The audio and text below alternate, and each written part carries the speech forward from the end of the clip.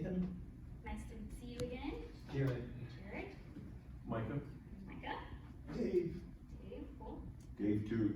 Dave too. Okay. Dave also. Emily T. Emily. Emily T. Oh, we have multiple Emily's. Awesome. In the back. Amanda. Amanda. Emily O. Emily. Oh, do we have more than two Emily's? Katie. Katie. Okay. Anne. Anne. Nice to meet you. Audrey. Audrey. Brent. Nice to see you. Mike. Mike, nice to see you. So we're going to talk this evening about cooperative and collaborative opportunities in food and agriculture. I'm going to focus really on marketing. As you heard from Kip, the Richland Grow-Op is a producer marketing cooperative. So it's a group that works together to market the products that they produce on their individual farms. So we're going to get into the details of marketing cooperatives as a business model. But first, I want to take kind of a step back and look at opportunities for marketing that are what I would call collaborative, but they're not necessarily cooperatives. So we'll kind of move through this succession of thinking about collaborative opportunities for marketing specialty crops, because that's what this program will focus on. You can apply this concept really to many products. You know, you could think about it for meat, we could think about it for widgets, we could think about it for promotion, and we'll talk more about the model broadly as well. So we're going to start by talking about collaborative approaches to marketing food products, and then we're going to move into the cooperative model, specifically thinking about the cooperative business model, right? So we're thinking about the cooperative similarly to, have you all heard of LLCs, corporations, right? We're thinking about cooperatives as a business model, as actually a business structure in a lot of cases. Again, this is just to help orient you guys to the cooperative approach. This is not to say that this is the only way of doing things in terms of marketing. It's not to say that this is the right way of doing things. It's just a learning opportunity to kind of build that foundation. Because as you will learn, as you learn more about cooperatives, if you've seen one co-op, you've seen one co-op. They're all different. They're responsive to their members, okay? So I do want this to be dialogue-based. I'm used to walking around, so I might walk around. Please stop me, ask questions, tell me this is too much, this is not enough, I want to learn more, okay? So do not hold it. We'll see if we can make this work too, technology here. So I come from the Center for Cooperatives in the College of Food, Ag, and Environmental Science. This is our mission, really learning about the cooperative business model. We work with groups who are thinking about a cooperative opportunity. We also work with existing cooperatives to do training and education around the cooperative business model, particularly for employees and leaders of those organizations. As Kip mentioned, I'm based at the OSU South Centers. Anybody heard of the South Centers? But we're working on changing that. We are a well-kept secret, but we don't want to be a secret. We have programming in aquaculture, business development, that's the team that Sam and I are situated in, horticulture, so some of you saw this high tunnel production guide. This is from my colleague who is in horticulture at the South Centers, and soil, water, and bioenergy. So there's all kinds of stuff going on, both research-based and extension-based at the South Centers. So, for example, this weekend, Sam and I were just talking about there will be a pawpaw conference for folks learning about, interested in cultivating pawpaws. We have, as I mentioned, we have research in aquaculture genetics, outreach in aquaculture genetics and production. There's projects on fruits, tomatoes, pumpkins, hops, wine grapes. Really, I would encourage you to take a look at the website, southcenters.osu.edu, and kind of bookmark this. I'm going to share lots of resources tonight. Really, my goal is to just introduce you to these concepts and give you some places where you can go to learn more.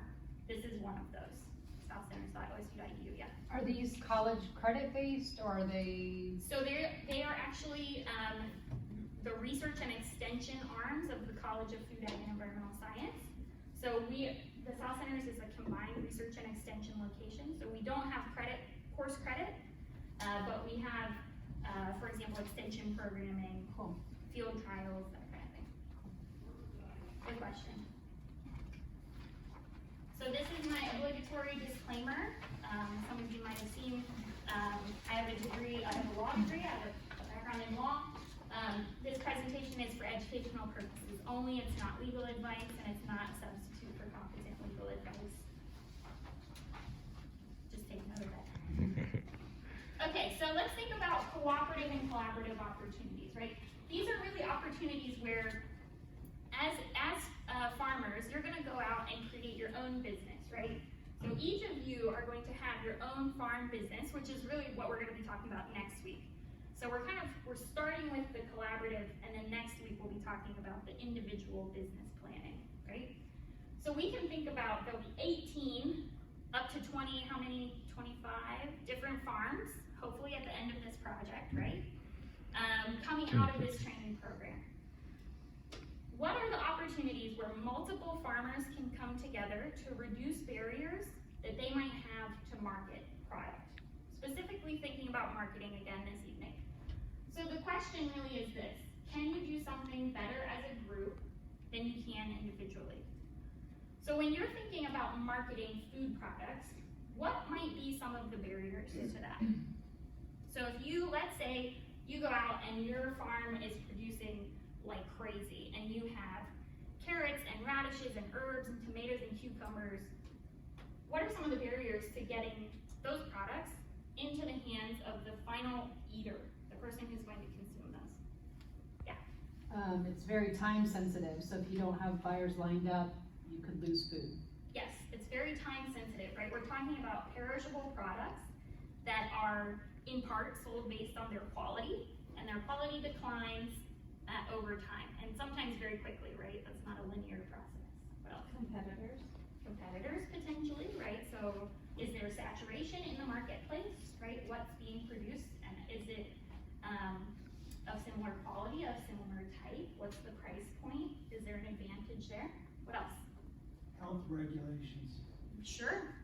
We could probably just pull that back and say food safety regulations, right? And food safety management, risk management, right, for food safety. What else? Time.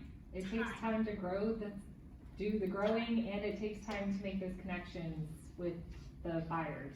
Absolutely. What else? Let's think a little more like practical, logistical. So to get a crop from your farm into the hands of a buyer, what do you need? Transportation. Distribution networks, right? You're gonna probably need bins and boxes and maybe trucks and cooler space, right? Because of this perishability thing. Okay, and then what? Did I hear somebody say customers? Finding them? Marketing. Yeah, you have to find the people, right? You have to get the people to the place where they will buy your things, right? So all of those are parts of marketing. And these opportunities that I'm gonna talk about are potential avenues where farmers have maybe recognized those barriers and been able to address some of those barriers potentially by some format where multiple farmers come together, okay? So again, we're thinking about marketing these food and farm products. So let's think about farmers markets. There's a farmers market here in Marion County, right? It's been around for a long time. Is anybody, I recall from our first session that some folks have participated as growers in the market, yeah? Yeah. So, farmers markets are, how many of you have been to the farmers market? We're all familiar with the concept, right? So let's just think about farmers markets as one of those collaborative opportunities, right? Where we talked about customers are a part of the thing that we need to generate in order to sell our product. If I individually am generating all of those customers, that can be a real time suck. It can be a challenge in terms of marketing, getting the word out. But if there's a farmer's market where there's many growers coming together, perhaps an organization that sponsors the farmer's market can help secure that location, right? They can help potentially bring in those customers in a physical location, right? They can help potentially market your products and the farmer's market itself, right? So this is an opportunity where multiple farms are coming together, again, as individual businesses, but they are coming together in a specific place at a specific time in order to meet their customers and to reduce some of those challenges. So farmers markets have been on the increase since the 90s when they were starting to be tracked by USDA's Economic Research Service. So in 1994, there were about 1,750 farmers markets in the US. That number right now, this might not be 2022's number, but the most recent number I saw was 8,720 and an estimated $1 billion in sales, right? So these farmers markets are a major outlet for selling food and farm products direct to consumers. But there is some saturation in the market, which we'll talk a little bit more about, yeah. What were some of the major reasons for that growth between 1994 and 2022? What reasons do you think that might be? I have no idea, that's why I asked. Does anybody have ideas? Good marketing, right? Good marketing. I mean, people want, you're convinced that food is better if it's local. Yes. What else? I was gonna say, like an interest in healthy, chemical-free, locally produced food. Has anybody ever heard of the Know Your Farmer, Know Your Food campaign? You heard that phrase? So that is a phrase that really describes this movement of consumers being interested in literally having a face behind the produce that they're buying, behind the meat, behind the food products that they're buying, and that's been on the increase. And then many organizations, nationally, locally, regionally, have supported and moved that movement forward. They have developed supply chains really that are what we would call shorter supply chains, where there's fewer links between the farmer and the customer, and this is kind of one of the lowest barriers to entry to do that. And so it's really been supported by that movement. Yeah. Does anybody else have any thoughts on why that might be? It's fresher. It can be fresher. Yeah, it depends, yeah, it can be. There are a lot of concerns about recalls, and this is Potentially, yeah, potentially. And there's been, there's a movement, a consumer movement into that space of interest in food, right? Learning about food, learning about where food comes from. And so part of that's driven here, okay? So farmers markets can be organized in a number of ways. So farmers markets could be organized by the producers. It could be a group of farmers coming together and saying, hey, we need an outlet to reach our customers directly. There's this great space in town. It would be very feasible for us to do that, and they can organize that. You might also see community organizations or municipalities themselves organizing markets, right? You might see that as an organization supporting economic development, supporting tourism, for example, supporting health and wellness in their community. There's a lot of reasons that organizations and municipalities might become really you could think of it as the host of a farmer's market, right? It might also be local businesses. Again, foot traffic and attracting customers into a specific area could be one of those opportunities. So this last week, I went on vacation. As a part of my vacation, I went to the farmer's market, because why wouldn't I? I went to Boulder, Colorado, and I saw that Boulder's farmer's market was ranked the #1 farmer's market in the United States, so I had to go, right? So super interesting, lots of vendors, but one thing that I saw was it was located near a community park, and then very close by, within walking distance, was kind of this area with a lot of businesses and tourism, restaurants, bookstores, that kind of thing. So you could really see how having hundreds of people at the farmer's market had this spillover effect, right, into the local community, into those businesses, the park, the outdoor space, right? So you could see why the municipality would have an interest in keeping that going and making sure I knew that it was the #1 farmer's market in the United States, right? Comments? Yeah. Who sets up the ranking criteria that says it was #1? gonna say today. That's where I saw that ranking. I don't know actually what it was based on. It could have been people from Boulder, Colorado themselves saying that it was the best farmers market in the country. And maybe it's a little skewed. But it seemed great. But it was great. Yeah. but I liked it, so yeah. Questions, other questions, comments, statements? Okay. So thinking about farmers markets as a potential opportunity for marketing product, there are opportunities, right, to join an existing market as a producer. As a producer, thinking through whether this is a viable opportunity, you would want to understand who manages that market. You would want to understand the vendor rules. So for example, do you have to attend every market? Some farmers markets require that you sell only product that you produce. Some markets allow vendors to sell products that they did not produce. There are pros and cons to both of those, but you have to understand the rules of that market. What's the market schedule, right? Many markets in Ohio we're starting to see them start now in May. They might run into September, some even into October. Is it a weekday market or a weekend market? What's the timeline, right? Are we talking about 4 to 6 p.m. in the evening? Are we talking about Saturday from 10 a.m. to 4 p.m.? You know, what are the actual feasible options for you as a producer to participate in that market? What's the time requirement? Because one of the barriers that we heard, I think Emily, right? Katie, I'm sorry. But good guess, there's more than one. There's so many. Katie mentioned time as one of the barriers, right?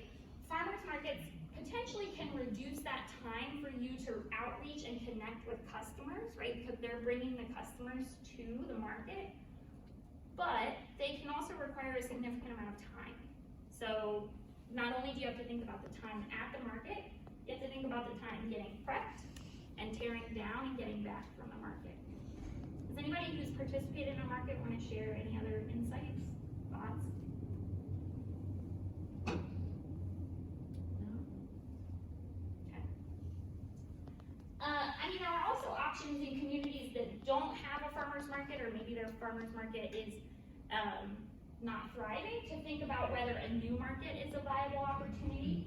Again, thinking about all of those parts that I just mentioned, how would it be organized, what's the location and timing, what are the risks associated and how do we prepare for those risks? For example, having a lot of customers in a physical location, are we sure that that physical location allows for their mobility? Have we planned for the insurance needs for that? All of those kinds of things. And then also, how do you engage stakeholders and market that to the community? This is an article from NPR a couple of years ago. You can see from the title that there is some question around whether the market for farmers markets is saturated, right? So are there so many farmers markets that we're spreading producers too thin and we're spreading customers too thin, right? We're creating a space where customers can't go to all of these markets, right? So there really are some considerations if that is an opportunity that groups want to consider. Yeah.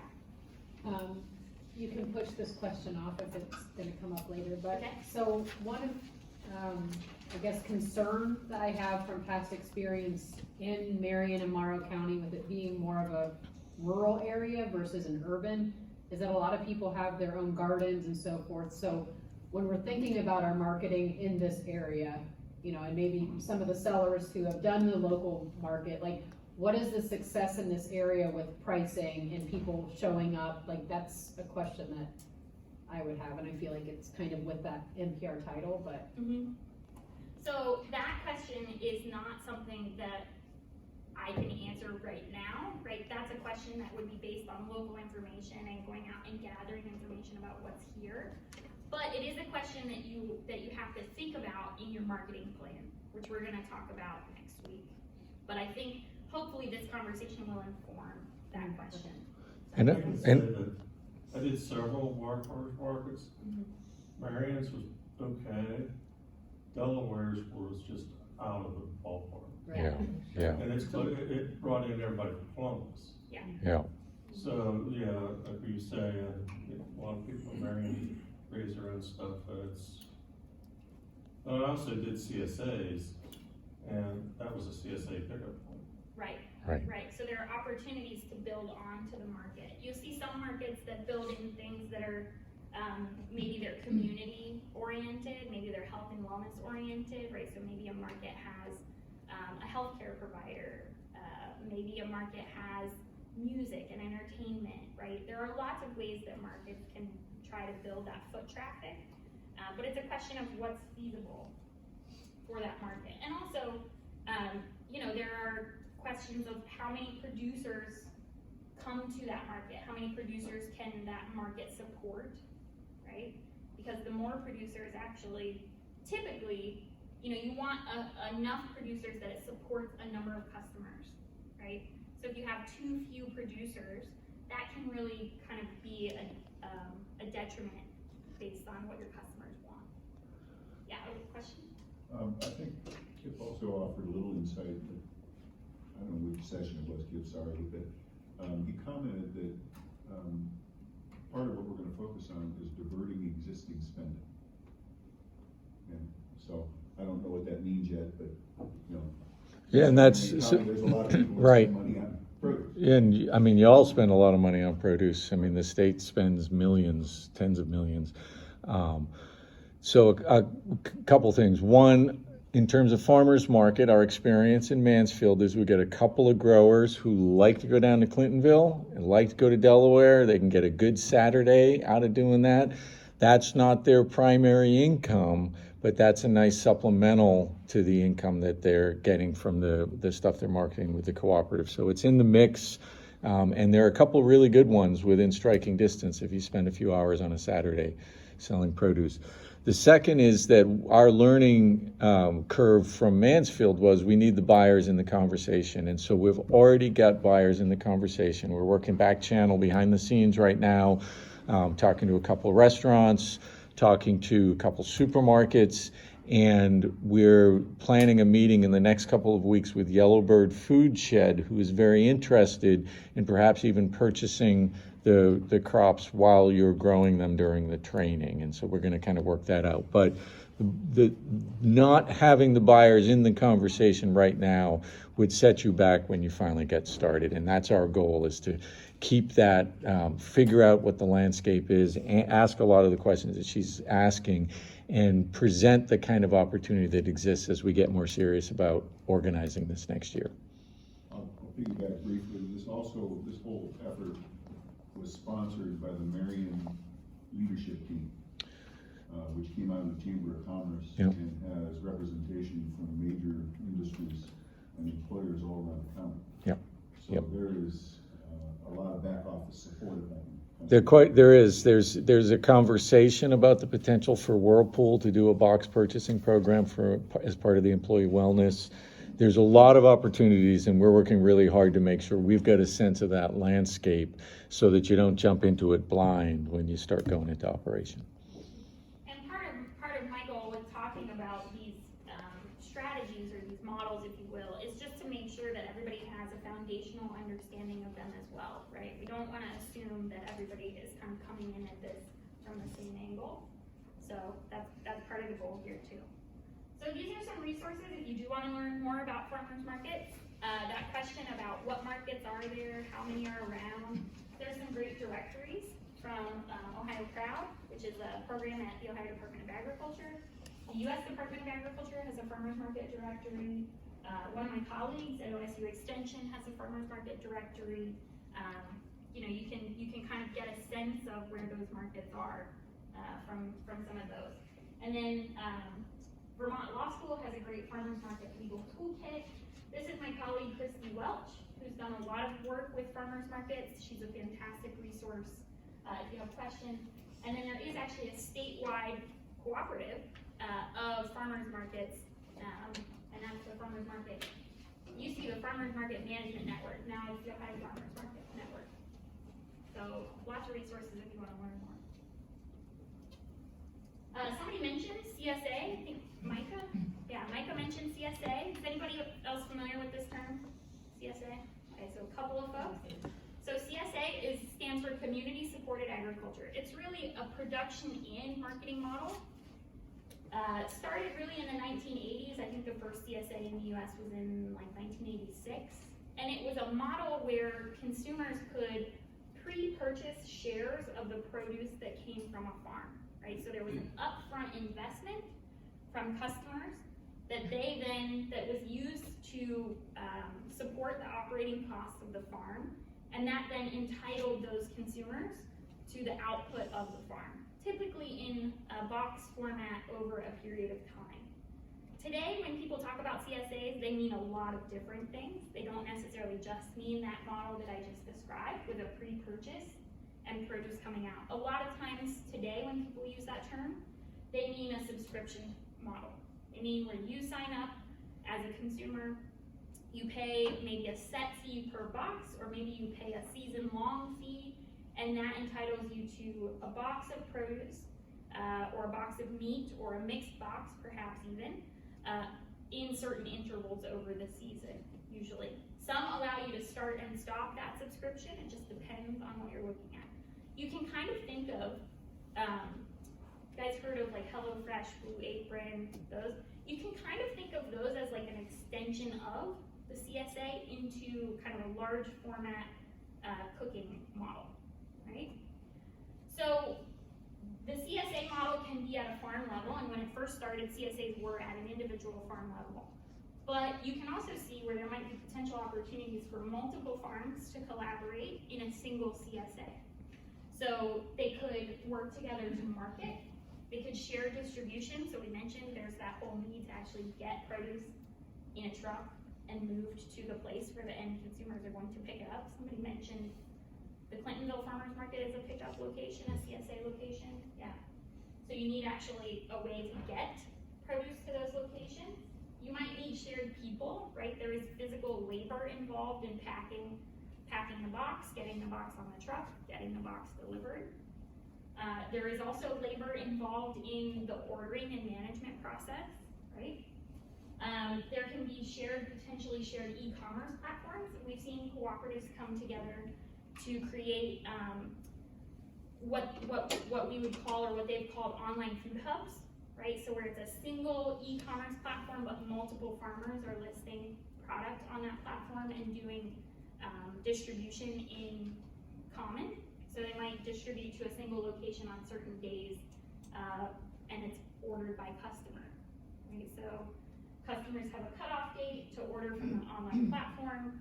Farmers all get together, pick their list, come over and put it into a box, and then distribute it to a shared drop location, right? So that shared e-com platform could be an opportunity for collaboration.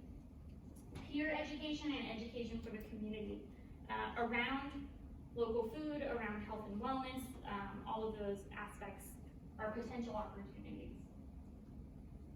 So there are some folks nationally who have thought about, researched, looked at the ways that CSAs have changed over time. In particular, Dr. Tim Woods at the University of Kentucky has studied this model, written about this model. Some of the potential benefits to multi-farm models are this risk management through diverse crop portfolios. Does anybody want to take a stab at what that might look like? What I'm talking about there?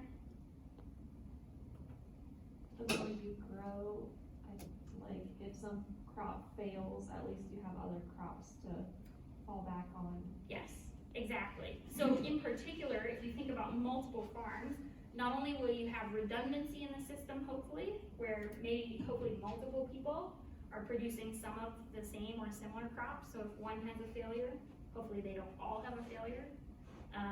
You then also have the opportunity to build in multiple products that way. So for example, if 18 farmers are involved in a multi-farm CSA, perhaps there is the opportunity to offer 180 different products rather than just 10 different products, right? If we all can offer maybe some of these core products and then a couple of different ones, there could be the opportunity for a lot of different products, right?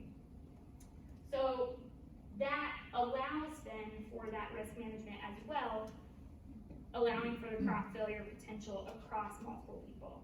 I've worked with a co-op that had actually that exact scenario where they had buyer relationships arranged. They had a couple of different varieties of specialty crop. They had one grower who had a total crop loss, complete failure. What happens if that one person is not a part of the co-op? What does their buyer potentially say to them? Coming back. They're probably not coming back, depending on the type of buyer. And in this situation, if they were large wholesale buyers, probably not coming back, right? But in that situation, those other members of the co-op could supplement with their additional growth, and they didn't lose that account, right? So that's what that's talking about. There's also potentially that ability for accessing new markets through the diversity of product, but also through increased volume, right? So putting together the volume that everyone is producing. Certain marketplaces need higher volume, right? Certain, for example, restaurants need more volume than others. Grocery stores need more volume yet. Distribution centers need more. Hospitals need more. Perhaps it's not feasible for an individual to produce that volume, and perhaps it's feasible but too risky, right? Those are also part of that equation.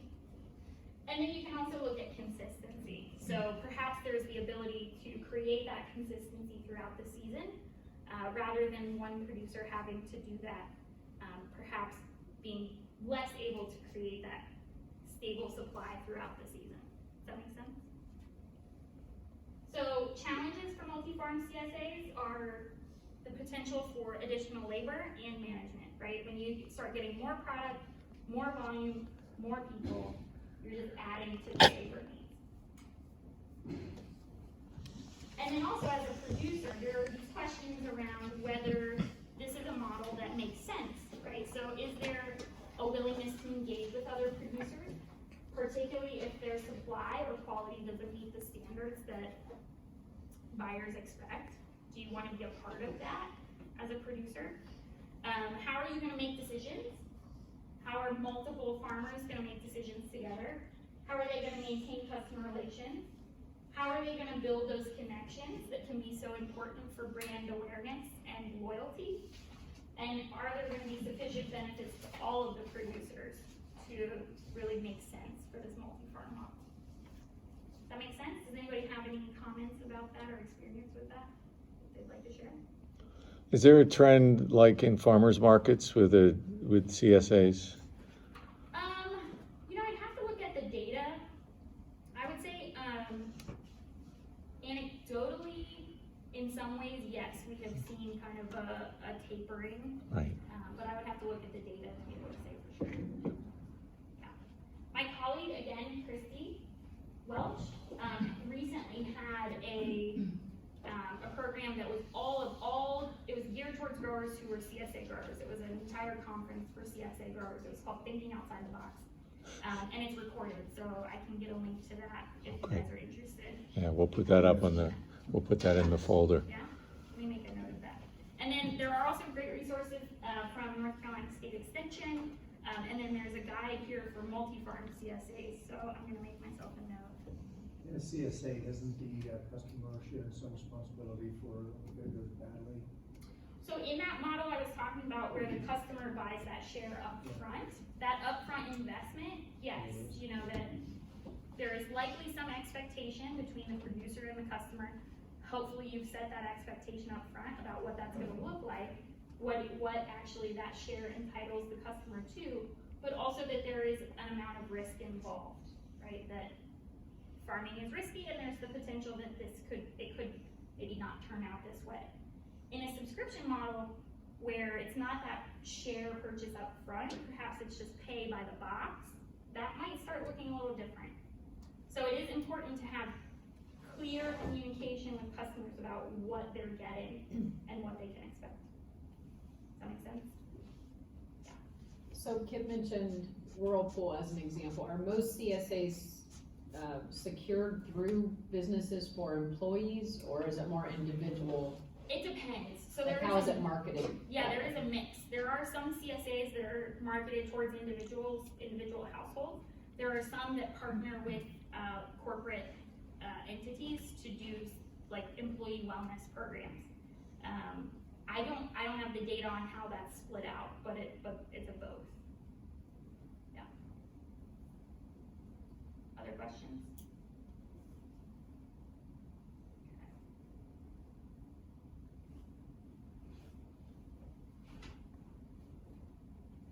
I'm sorry. Yeah. Is there, a mail order CSA? Or is this basically face-to-face? Oh, so are there CSAs where you can just get a box dropped at your house, delivered to your house? Many of the CSAs that I have seen that are local foods based, right, that they're regional production, have some type of drop location where the customer picks up. Home delivery starts getting into like a whole lot of other logistical components, but I mean, I'm sure there are some more established, developed CSAs that offer home delivery. I would say that what I've seen, and feel free to share your experience, is that that's less typical in a local and regional food system context. So you might see it, for example, in these national brands. Have you heard of like ButcherBox? That's like a national brand subscription model home delivery. But at like the local, regional level, I've not seen a ton of home delivery. Green Bean might be the one. Has anybody heard of Green Bean? So that's like an online marketplace box style that had home delivery. I don't know how much of that home delivery is still happening. Yeah. There's also one from, it's called Misfits, like the Misfit Market. Yeah, Misfit Market. Yeah. And I'll just add, Yellowbird is that type of market. So Yellowbird Food Shed, who we may ultimately do business with, is sort of like, it's a direct marketing, you order it on the site, it's all Ohio produce, and they deliver the box to your door. They do the kind of CSA thing where you order the box, you pay $35, and what's harvested is what's in there, but they also have a crop by crop selection, and so you can do a custom box as well. So they're kind of a hybrid retail model. Yeah. Yeah, so what you're seeing is like these kind of what you might consider like an online farmer's market, right, where you can select actual items kind of mixed with this subscription box model. Yeah. CSAs have gone through a lot of change. Yes. Yeah. Partly because of some of the struggles of those early CSAs, right, where customers got a box and they got what they got, right? How many of us like to get what we get? Right. I did one of those in Florida, and I realized I can only cook collard so many different ways. Exactly. Yeah. And when the box shows up and you're like, what is that, right? There's a lot of kind of barriers to that style. So we are seeing more customization. So produce auctions are a space really where producers come together and they have typically larger quantities of product, from nursery crops to fruits and vegetables, plants, that kind of thing. And they have a set schedule through their peak season. Usually, again, produce auctions are just starting here in Ohio, and they'll go through the fall. And the auction schedule will be produced by the organizer of the auction. And there will be public auctions where buyers, whether they are restaurant owners or grocery stores or retail vendors, other buyers, individuals perhaps, can come buy lots of, whatever is on sale. Typically, we're talking about larger volume lots. So Ohio has an estimated 12 produce auctions. When I was looking at the map today, actually Marion County has a produce auction to the east and the west, if they're both still active, right, in each county. Does anybody know if those are both still active? I know the one in Morrow County is up just there. Yeah. Owl Creek? That's Morrow, yeah. Yeah. That'd be more. There's one over by Pleasant, or Elgin District, I think, on the west side of Marion, like over by Amish country on the west side. Yes, there was one on the west. Yeah. I can't promise you which I don't one that remember was or what town It was, that one was It active, was on the west. 2 years ago. I don't know if it survived COVID, but. Right, yes, yeah. So these are spaces, in these produce auction spaces, we are, like, typically you are seeing buyers buy in larger quantities. So there are buyers who are, they could be buying for resale in some instances, right? They could be small grocery stores, it could be restaurants. In some instances, you can even see large retailers or wholesalers coming to purchase in those large quantities, right? Again, there's typically some organization, some group of people coming together in order to organize that auction, right? There's somebody who's putting together the rules of the auction, securing the space, organizing the time, making sure there's an auctioneer, making sure there's an order buyer, right? All of that logistical piece. So there's typically some, it could be a loose coalition of producers, it could be a nonprofit. There's one in Southeast Ohio that's run by a nonprofit organization. You can find more, and you can see the map actually of it's probably a little dated at this point, but you can see that map at this link. Yeah. Expectations about selling in that kind of a market, is that basically commercial wholesale level? Typically, you are going to have to meet wholesale expectations, right? So you're going to have to meet packaging expectations, bin expectations, whether there's UPC codes potentially. It depends on the marketplace, but yeah, grades, you're going to need to meet those wholesale expectations, at least in some of those marketplaces. And I probably would not expect retail pricing. No. Auction pricing is not retail pricing. The auctions, they do sell, retail. They have an area that they sell ones, and then they go all the way up to pilot quantities. Yeah. As well, and that's where a lot of the farmers markets go to get vendors, they buy there as well. Yeah. So you might see, for example, farmers markets that allow for resale. They might go to the produce auction to get these ones that they can then bring back to the farmers market. Some, like you said, yeah, they do have a retail space, and then all the way up to wholesale. So they might be there for an inventory buy. Could be. At Owl Creek, you can actually go online and look what they're selling and the prices they're going for. Yeah.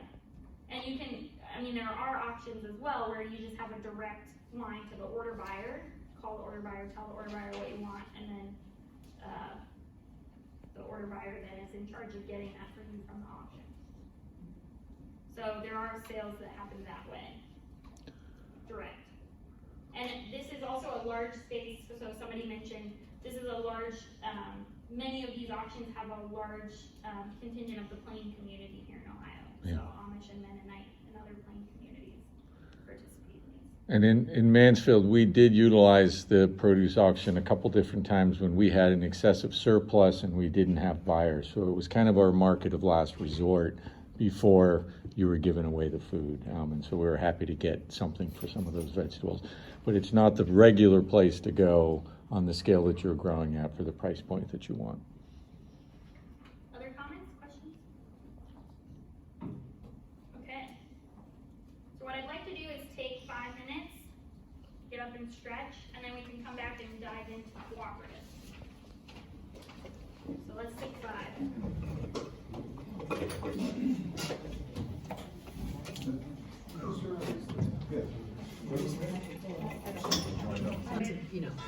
Much better. More folks coming in, but we will keep it moving.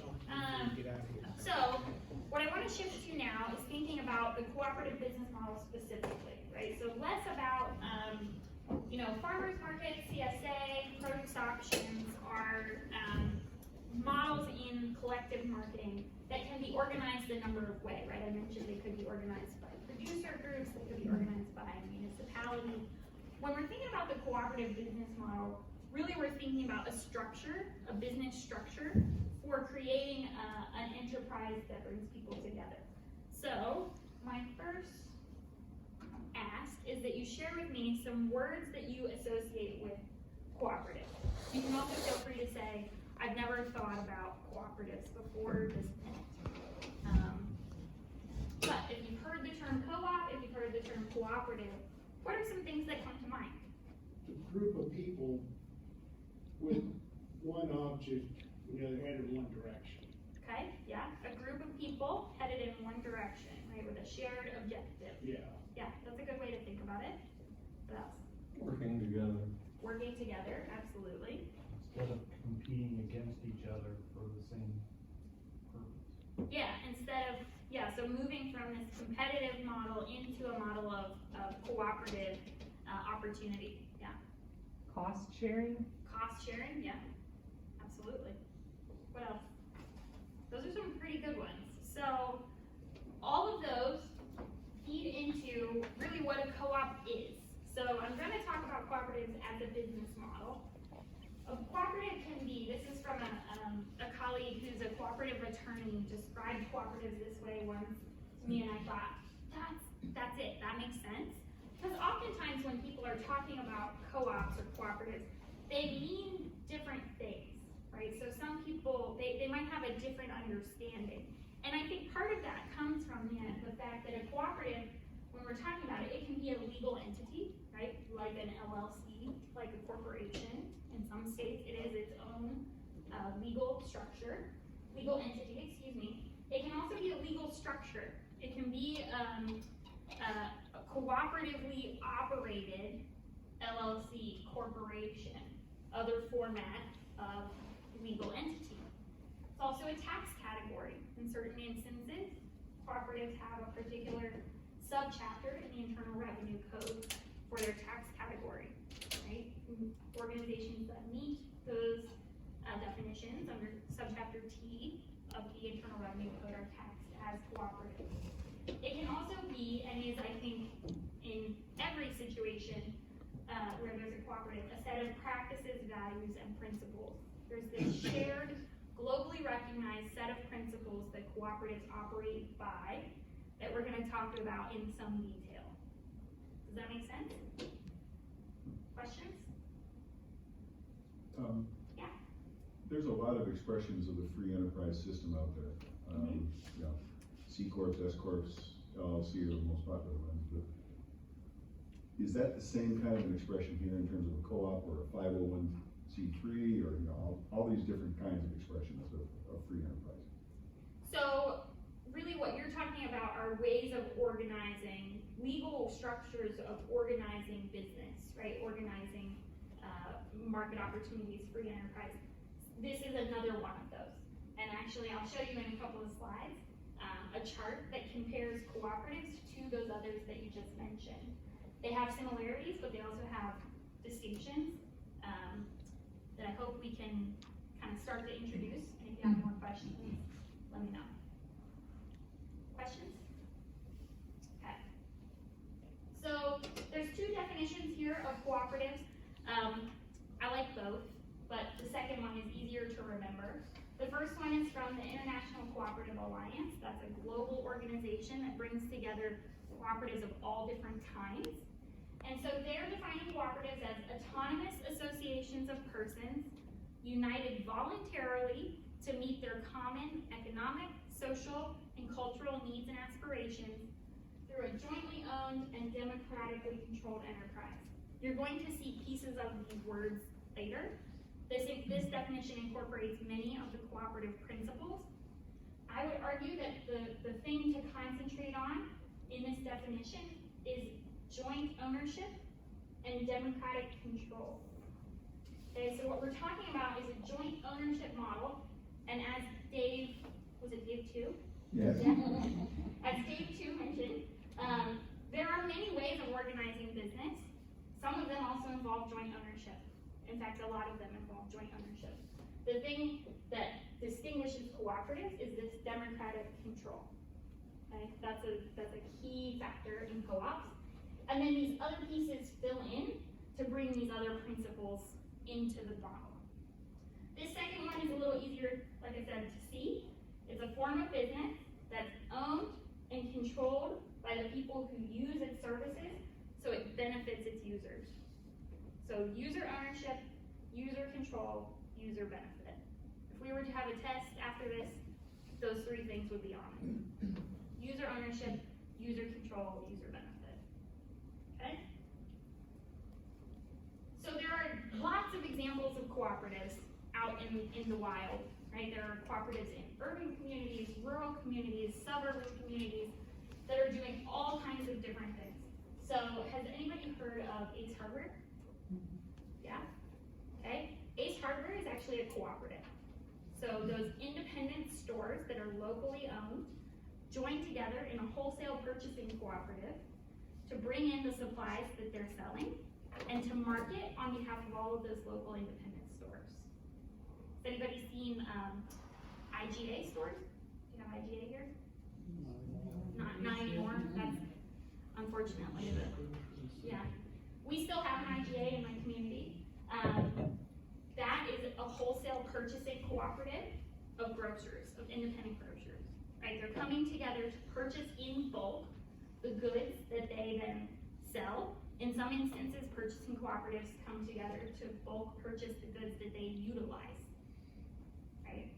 Has anybody heard of Do It Best? You probably have a Do It Best lumberyard somewhere close. We have one in my community. Also a wholesale purchasing cooperative, right? That's a lumber purchasing cooperative. Those independent lumberyards come together to purchase in bulk, right? To realize economies of scale that they couldn't realize as an independent retailer. So purchasing cooperatives are a big component of the cooperative community.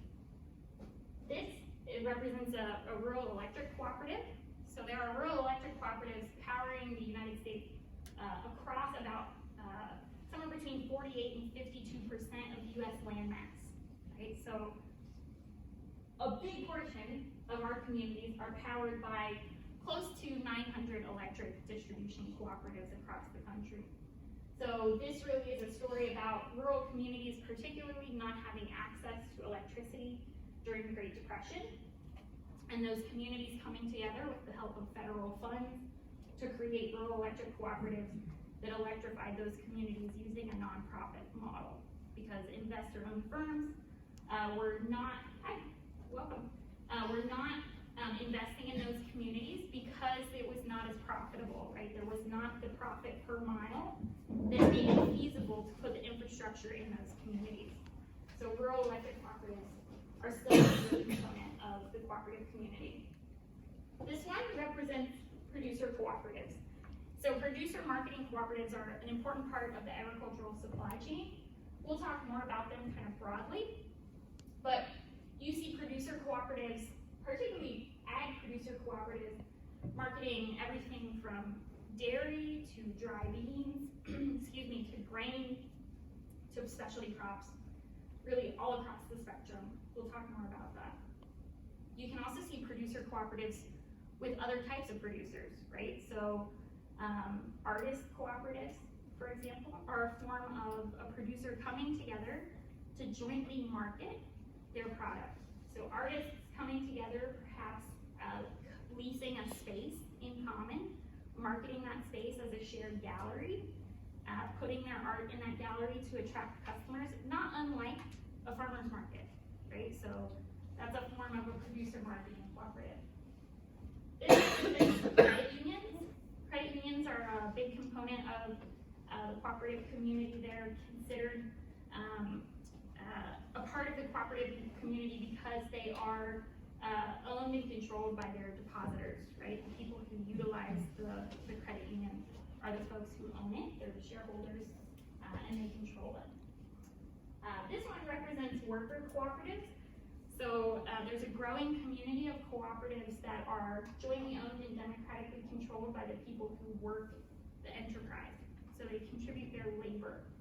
So there are places like restaurants, Casa Nueva in Athens. Has anybody been to Athens? Yeah? Have you been to Casa Nueva, hopefully? Yes. So Casa Nueva is a worker-owned restaurant, cantina, in Athens. It's owned by the employees who provide their labor to the co-op. They do that in a democratic structure. It's actually pretty fascinating. There are examples of manufacturing facilities, retailers, home health care, all different kinds of sectors being organized in a worker co-op space. And then this one represents really food co-ops, but also I use it to represent multi-stakeholder cooperatives, where perhaps there's a group of people.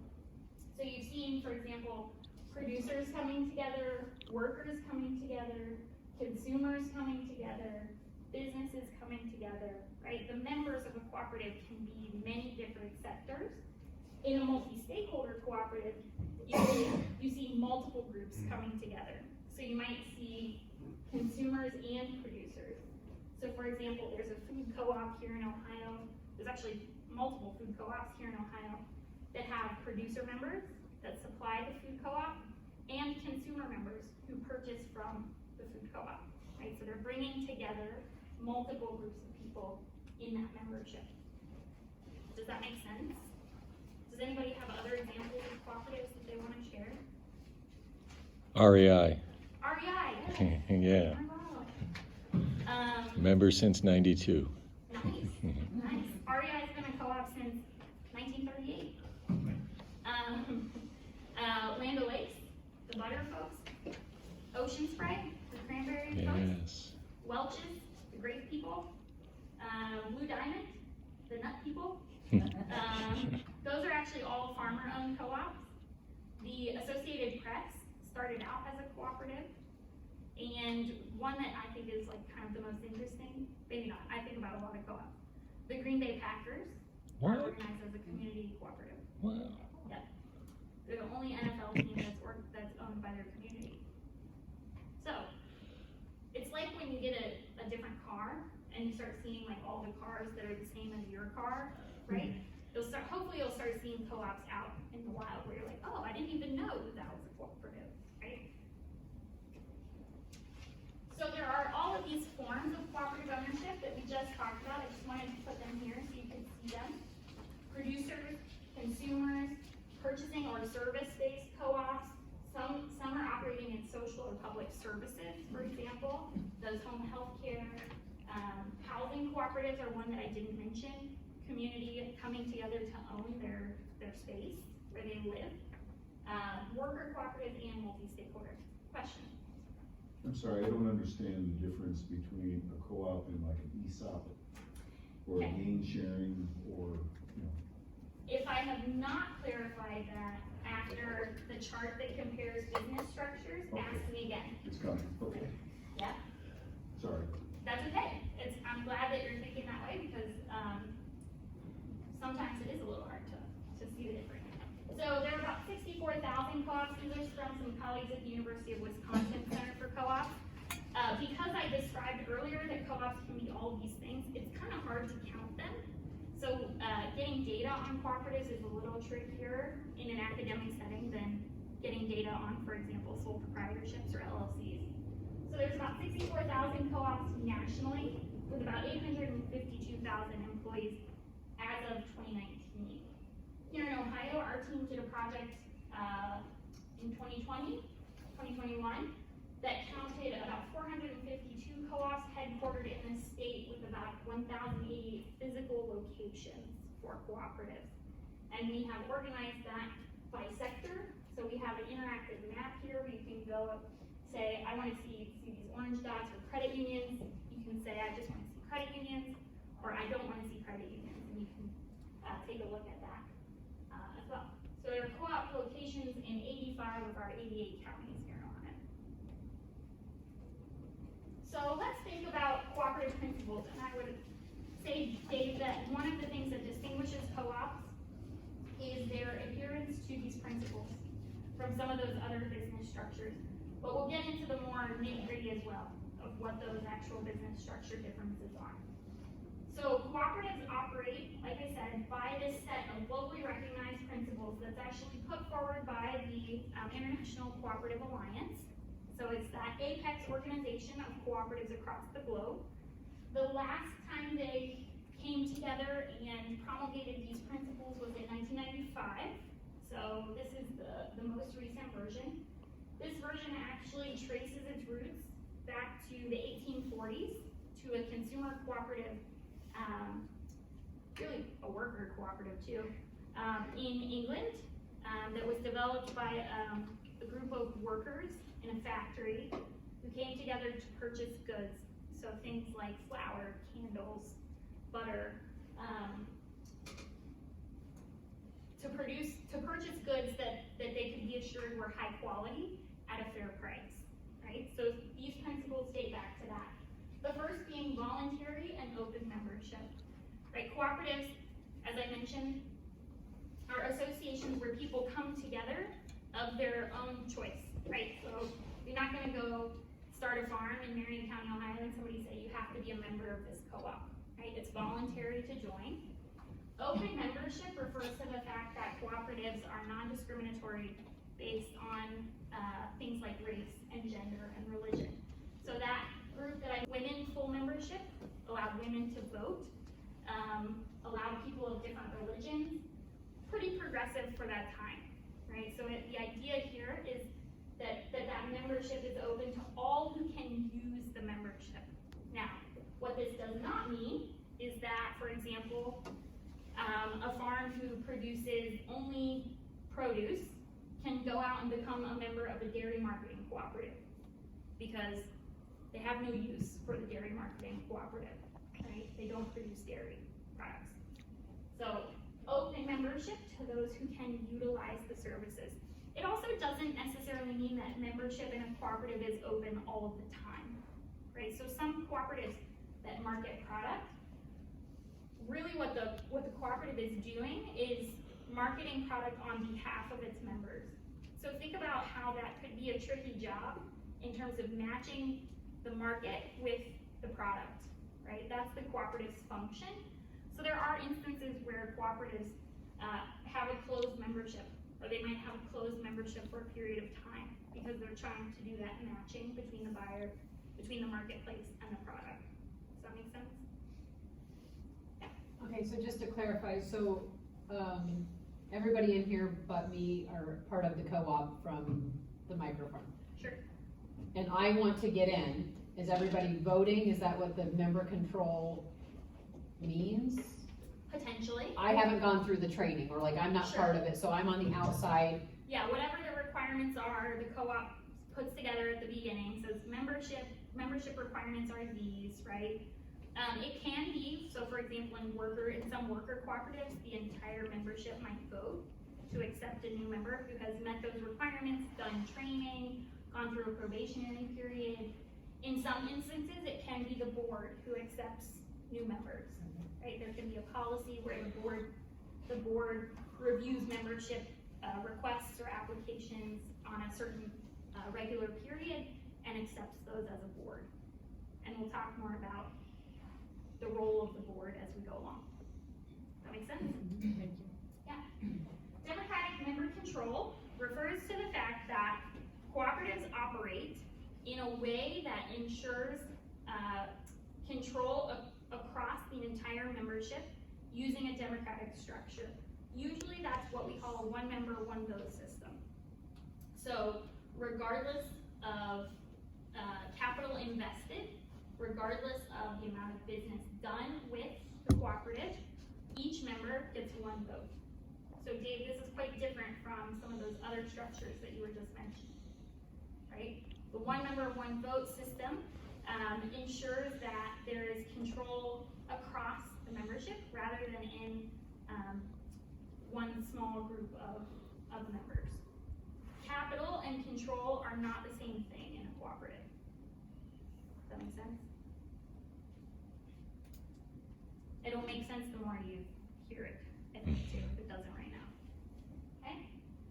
Some co-ops use, I said generally, you'll hear me, a lot of qualifiers. Some co-ops don't use a one member, one vote system. They might be at a scale where that's not feasible, so they'll use some other system that ensures that democratic control. Okay? Member economic participation refers to the fact that the users of the cooperative, those member owners of the cooperative, are actually the folks who provide the capital for the cooperative as well. So members of a cooperative are the owners of the cooperative. If you all are going to potentially go out and start your own business, right? And as an entrepreneur, you'll be expected to contribute capital to that enterprise, right? If I go out and start a coffee shop, if Sam and I are like, co-ops are not our thing anymore, we're gonna go start a coffee shop, it's likely that both Sam and I will contribute some form of capital, right? Probably cash, maybe cash and labor, maybe some mix, right? But we will be expected to make that economic contribution. That's true of members of the co-op as well. Members of the co-op are expected to make a financial contribution to the enterprise because they are the owners of the enterprise. This also means that the members are participating in the business of the enterprise. So those marketing cooperatives I mentioned, right? The ones that put shelf products in the grocery store, right? The Welch's, the Blue Diamonds, the dairy, Ocean Spray, all of those. They work because the members market their product through the cooperative, right? So the members do business with the co-op. That's another form of economic participation. As owners, those members are also entitled to the benefits of the cooperative. And what's one of the benefits of owning a business? Profit. Per se. Hopefully profit. So members also in a cooperative are generally, again, qualifier, entitled to share in the profits of the enterprise. In a cooperative, that sharing in the profits of the enterprise, you might hear some co-op folks call that surplus rather than profit. We'll talk about that more on Thursday. Members of a cooperative participate in that sharing based on their use of the cooperative. That's a really big distinction in cooperatives. You participate in that profit or surplus sharing based on use, not based on investment. Again, decoupling the capital investment from the profit sharing. Can you give an example of that in relation to what we're doing? Sure. So perhaps when a group of producers comes together, maybe everybody has to buy into the cooperative at a certain price. Let's put it at $100, right? But when you sell product to the cooperative, perhaps it's unlikely that the entire group is going to do that in the same way, right? So maybe you're supplying more product through the cooperative than I am. When there is surplus at the end of the fiscal year, the cooperative is going to distribute that surplus to members. They're going to save some of it into the cooperative. But what they distribute to members, they're actually going to distribute more to you than to me, because you did more business with the co-op than I did. But we both had the same level of investment. If there were opportunities to invest additionally, right, perhaps there are opportunities for me to invest more. So maybe I have more capital in the co-op, but you have more product. You will still receive a larger portion, generally, you will still receive a larger portion of that surplus allocation than I would, even though my investment might be greater. Does that make sense? So it keeps it labor-based and not somebody who can come in and basically buy out. It's based on use of the co-op. Yeah. Whatever the use of the co-op is defined as, that's what it's based on. So is that called revenue contribution percentages, among the members? No, not really. So members will have equity in the enterprise, and there are different ways that they can contribute that equity, but they're sharing in the surplus based on their use of the business, either in terms of volume or value. Okay. Okay. I think it'll become clearer again on Thursday. Questions? More questions? Okay. Autonomy and independence refers to the fact that cooperatives are, remember that first definition, autonomous associations. They're governed by and on behalf of the membership. So cooperatives actually are governed by a board of directors that are elected from and by the members of the cooperative. That's also different than other business models, okay? And if cooperatives are out in the world doing business with other organizations, other businesses, perhaps in joint ventures with other businesses, the cooperative retains its autonomy. Those members retain their autonomy and control over the enterprise. That board of directors remains in control of the cooperative. Does that make sense? Okay. Education, training, and information is principle 5. Sometimes people in the co-op world will abbreviate these P5. So education, training, and information. This refers to the fact that cooperatives have a duty and a responsibility to educate their members on the cooperative model, how this cooperative works, how things are going at this cooperative, because it takes an informed membership and an informed board of directors to make the cooperative function. It also, I would argue, refers to the fact that cooperatives really as entities that bring in multiple units right? They're creating this kind of structure where multiple business units, likely, or maybe multiple household units are coming together.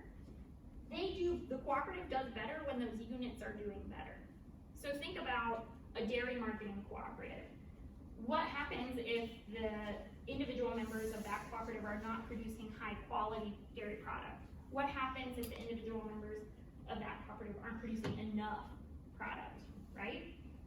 So the cooperative has an interest in helping its members produce high quality product at volume, typically. Does that make sense? Cooperation among cooperatives. P6 is really just referring to this idea that cooperatives are a global movement. They're often a network.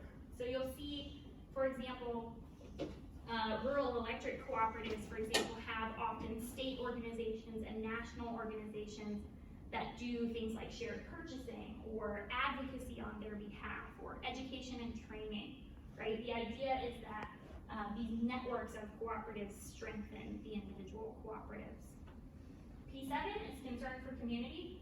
Really this idea, I think of this idea as the idea that cooperatives are in some ways locally owned. They're community owned. They're owned by the people who benefit from them.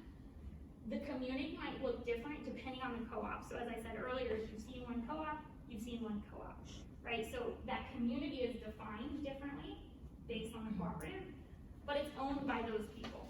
So that community could be farmers in one county. It could be local independent hardware store owners across the United States, right? But the concern is for that community. Does that make sense? So as we talk more about cooperatives, I think you will see these principles impact how co-ops do business.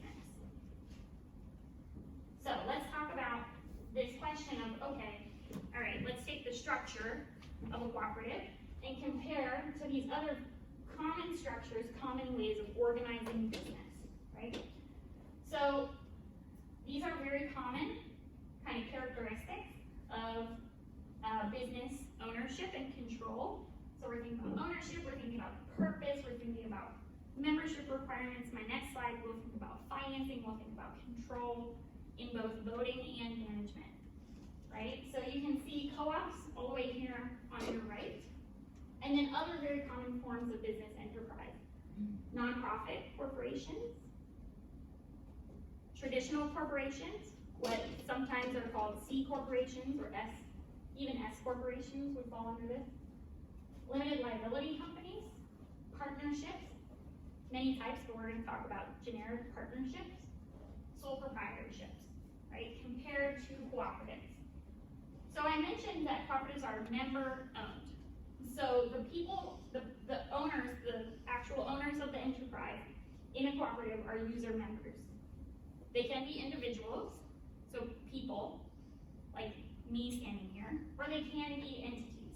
So for example, if my farm is organized as an LLC, then that LLC might become a member of a cooperative. Does that make sense?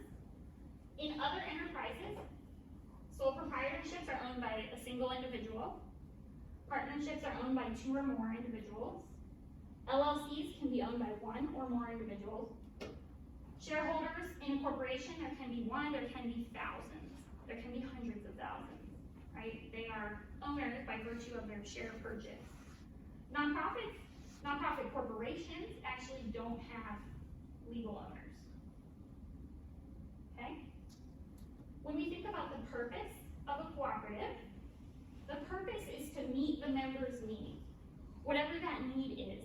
So in a marketing cooperative, it's generally to find a home for the product that the members are producing, right? So to find a market, a viable market, a market that's going to return more and create viable opportunities for the members of that cooperative.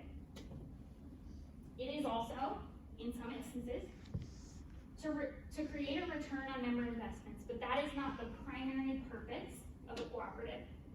In some instances, there is what's called a profit maximization imperative in a corporate structure, right? The corporation has to maximize returns to shareholders, not so in the cooperative model.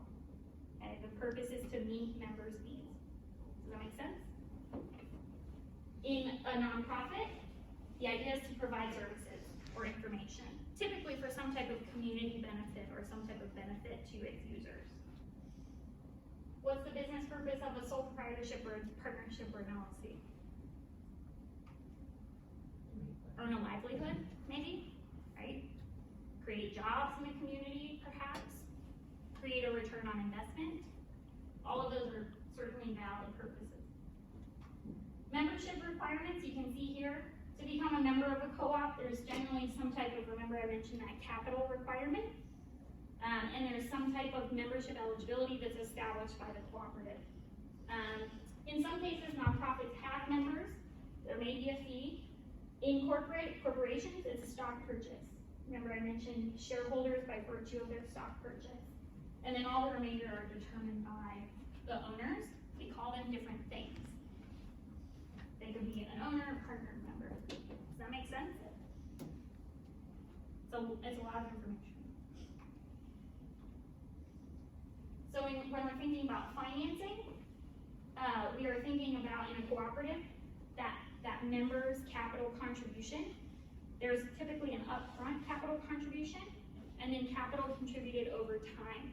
Remember I mentioned that members share in the surplus or the profit. Part of that surplus can be retained by the cooperative and reinvested, but it is a part of the equity of the individual member. So it's allocated to the member, it belongs to the member, but it's additional investment in the cooperative by that member. Just like in a sole proprietorship or a partnership or an LLC, for example, where there's retained profit in the enterprise. Corporations retain profit. Cooperatives do that as well. Yeah. Corporations can borrow money, correct? Correct. I mean cooperative, I said. Both. Right. Yep. Yep. And also you haven't used the term patronage dividend. Not yet. Okay. I thought that was up there. Yeah. Not yet. So patronage dividend refers to the way, so I said that members share in the profit or the surplus based on use. Patronage, right? The amount that you use the business, your patronage, entitles a member to a dividend, right? A patronage dividend based on their payment is called a patronage dividend, typically. Some co-ops might call it a different thing. Yeah. Okay, so does the financing part make sense? Cooperatives, so these are all, cooperatives are separate entities if they are organized as such. They're separate entities, separate from their members. So they can take on debt, they can sue, they can be sued, those types of things. Same as like a corporation, a nonprofit, an LLC. Okay? Voting, as I mentioned, is one member, one vote, typically in a cooperative. There are other ways of doing that democratically. It's often a one member, one vote. In a corporation, shareholders vote their shares, right? So shareholders vote the number of shares that they own in the enterprise. So that correlates with their investment.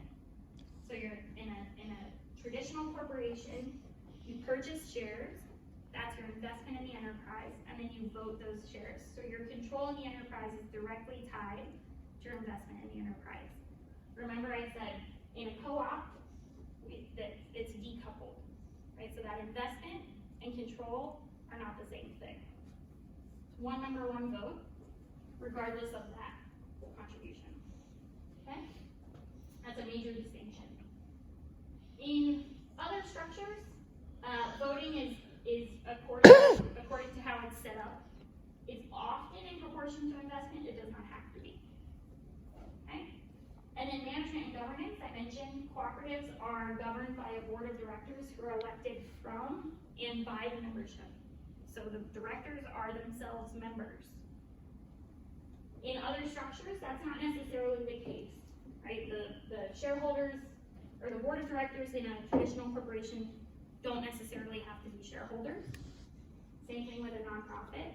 They don't necessarily have to be members. In a cooperative, those directors are themselves members.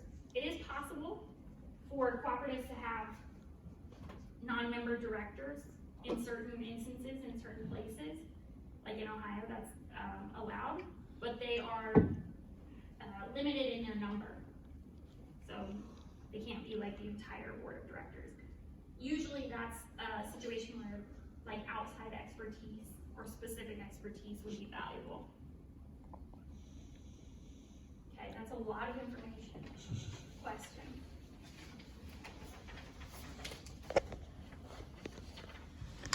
Okay, you might be able to tell that it's like one of my favorite parts because of the legal aspect, but it's okay. No pressure to ask questions. Okay, so in cooperatives, there are different stakeholder groups, right? There are the members who we've been talking about a lot. They're the owners, right? They're the people who benefit. They're the people who share in the profit. There are directors. These are the people who govern the enterprise. They have the authority for the enterprise. They make decisions on behalf of the co-op. They're elected from this group and by this group. Yeah. I'm sorry, I gotta go back to the previous slide for a moment if I could. Sure. What distinguishes the co-op in terms of defined fiduciary responsibility? What distinguishes it? Yes. It would be similar to a corporate. The fiduciary responsibility in a cooperative, the board of directors have fiduciary responsibilities. The same in a cooperative, similar in a cooperative as in a corporation. So the directors have fiduciary duties in their service to the cooperative. The directors in a corporation have fiduciary duties in their service to the corporation. I'm sorry, I guess I'm fixing myself here. So the standards of the performance of the board of directors is determined by the members. Generally, yes. In a corporation, the standards of performance for the board of directors is the stockholders. Yes.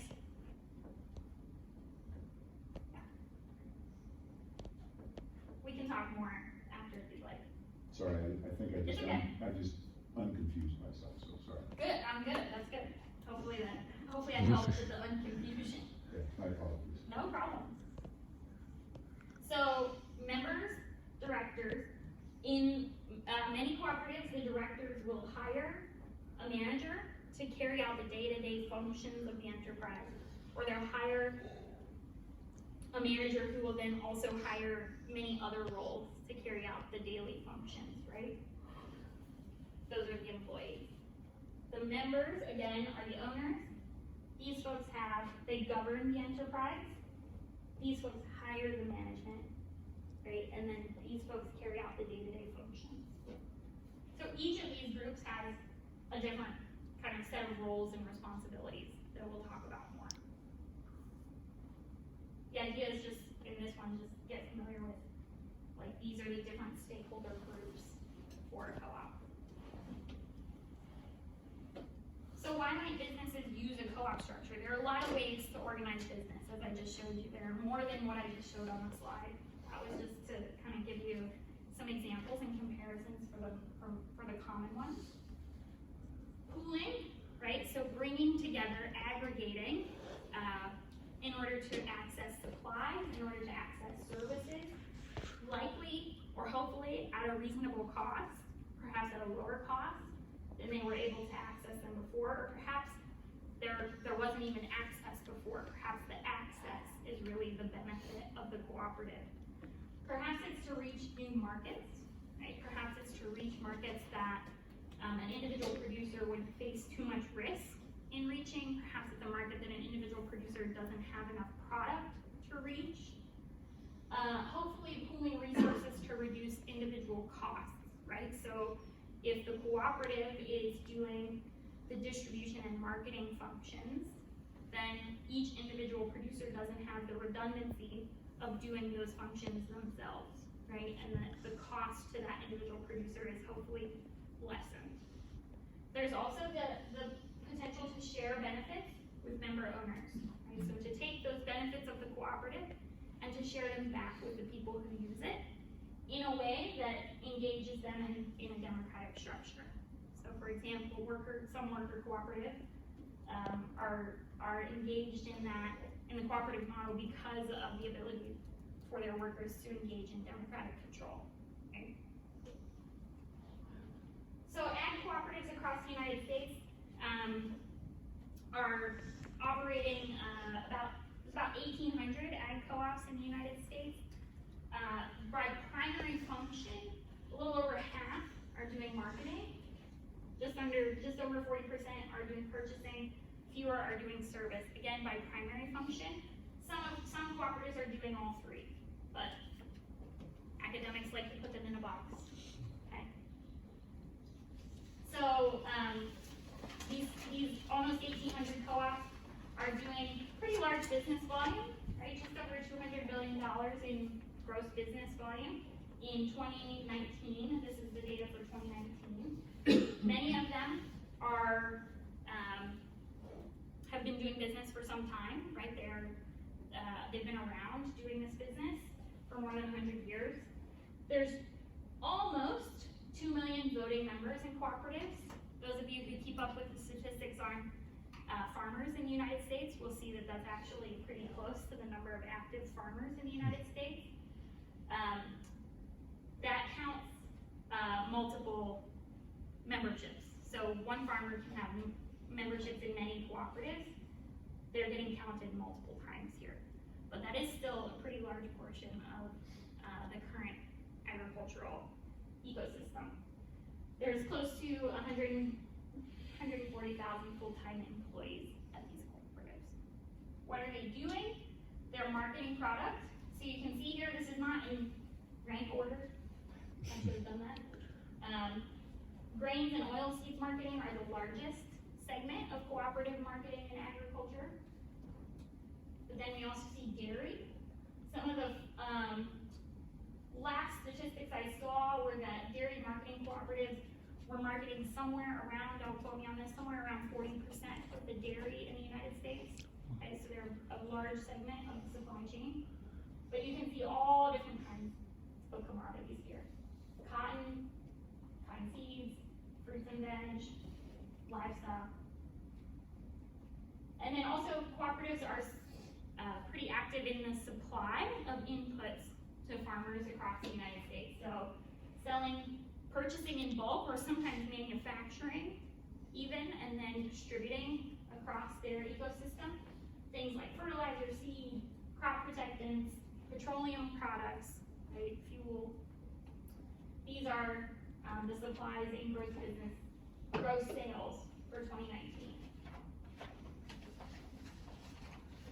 So, with that, I think I want to save the slide for thinking about the startup development of a new cooperative for next time. But I want to stop here and see if there are questions, points for discussion, things that surprise you, things that you're still confused about that you want me to talk about on Thursday.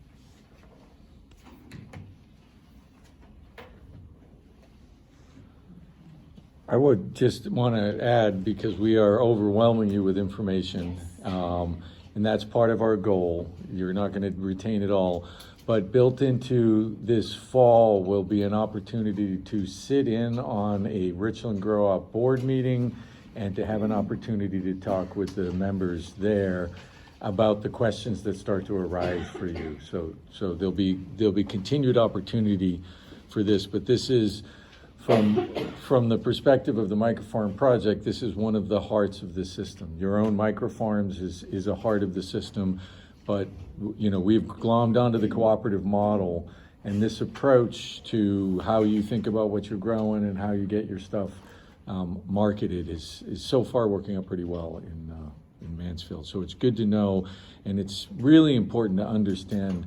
I mean, I didn't know this till I saw Hannah's first workshop about 5 years ago, how ubiquitous this practice was. So there's lots and lots of models out there to look at and to think about.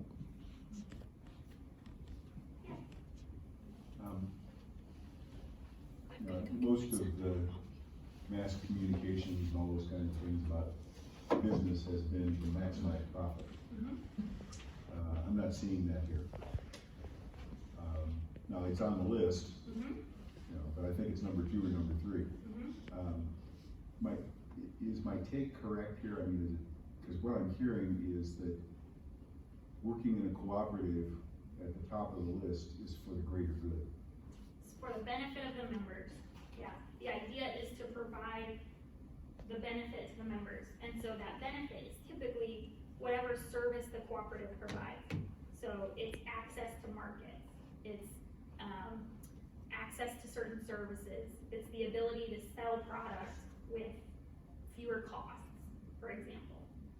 So the benefit is typically tied to that service. Now, patronage dividends, ability to share in the profits and the surplus are certainly a benefit, for sure. But in general, the idea is that the thing that the cooperative prioritizes is the functions it provides to members for their benefit. And I guess that's why I go with the greater good, because really the co-op helps you manage risk. It can. Yeah. And my take is that is the number one reason why people lose their business, is because they don't manage risk correctly. So there are some indications, I mean, there's some data that suggests that cooperatives are, that they are longer lasting than other forms of business, right? So the statistics are that something like 80% of small businesses fail within their first 2 to 5 years, right? In cooperatives, the indication is that the success rate is much higher than that. I have a colleague who says that that's because cooperatives are so hard to get started in the first place, right? Because the death happens before it ever gets started. I'd like to, somebody can research that. Yeah, my hypothesis though would be that it's that risk mitigation, it's the collective work, and so the cooperative is the aggregation of each of your own individual businesses, and on your business, your LLC small farm, you're trying to maximize your profits, and so that gets built into the DNA of, well, what's in the member's interest here, right? And so it's not absent the profit motive, but it diffuses it in what I think is a highly productive way. It decentralizes it and then re-centralizes it in a way that can bring, lack of a better word, more joy for the participant than perhaps being a stockholder of a company. You know, it's not just dividends, but there are intangibles as well. It depends on the cooperative. Mm-hmm. I mean, cooperatives, it is a challenge to continually engage members, right? And some cooperatives, they have to work at it. And so ensuring that cooperative spirit, ensuring that cooperative character is one of the things that the board of directors is tasked with. And in some instances, cooperatives go through a process that is called demutualization, where a cooperative is bought out by a non-cooperative investor-owned firm. And so the control is no longer the members. It's no longer a member-owned enterprise. And that does happen. So cooperatives, it's not saying that they cannot fail, it's not saying that they all stay co-ops, but in general, that profit maximization motive is not the first motive. Yeah. Explain how an individual would leave a cooperative. Oh, yeah, an individual can leave a cooperative voluntarily. Send a letter to the board of directors. Yeah, so the cooperative would set up whatever the process is. Some cooperatives, if you stop doing business with the cooperative for a certain amount of time, the membership is forfeited. If you notify the board of directors or you notify the cooperative, the membership is terminated. It's a voluntary process. There are also abilities for the cooperative to terminate a member's membership. For example, if it would be set up by the cooperative. It would be a policy of the cooperative set out in the bylaws that would say that the cooperative has the right to terminate a member's membership, for example, for not doing business with the co-op for a certain amount of time. Right. And all of this DNA is what you guys will build into it. We've got some models and some other things, but ultimately it's up to you to decide what those parameters are, thinking about the success and longevity of the business itself. There's also, members sign, so this is what we're doing with the Richland Grow Up, members sign an agreement to, and we'll talk about crop plans in a few weeks, but to produce according to the crop plan.